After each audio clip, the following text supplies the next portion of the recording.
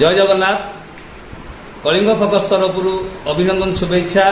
आम देखु एवं अच्छु जी आमर वरिष्ठ सांबादिक श्री मिश्र संपादक अच्छा तुंडवाईदर गणरे जो प्रकार भाव आमर नीलगिरी सांबादिक अमानत भाव गोड़े बेड़ी पकाई जहाँ सारा ओडिशा आज दुख प्रकाश करी सीधा सीधा आम देखु आम गणरे मिश्र बाबू अच्छा तुंडवाईदर से कौन कहते विषय।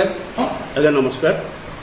मोर कहवा कथा है जे नीलगिरी सांबादिक बंधु जनक से पागल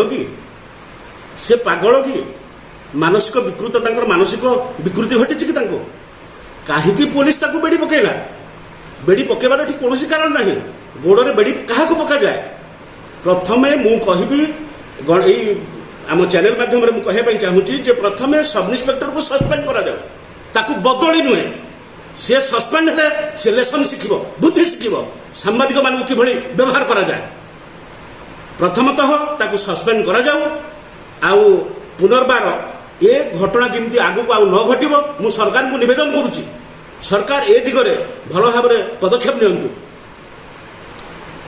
नीलगिरी भाई बंधु जनक जदि आमर किसी कौन कौटी त्रुटि कले कि असुविधा कले संशोधन हो पारि था भितर पूरे माड़ मारी सारा हस्पिटालाइज कर हस्पिटाल भर्ती कर सारा बेड़ी पकेल तमें तुम कौन भावुच मन मन आईन टा कौन तुम हाथ में तुम जो सब इन्स्पेक्टर तुम कौन भावुच तुम चोर को ठाब कर तुम चोर को दंड दे पार तुम कि अधिकार देगा दंड देवाई जड़े गोटे सांबादिक गोड़े बेड़ी पकेवा यहाँ कौन साधारण कथा।